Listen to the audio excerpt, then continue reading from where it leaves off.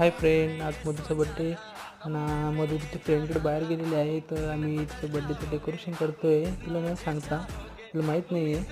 तर चला आपण डेकोरेशन करू. फायनली मधू आली आहे. चला आपण ती सरप्राईज करू. मधू सरप्राईज होऊन खूप खुश झाली होती आणि तिला खूप आवडलं होतं.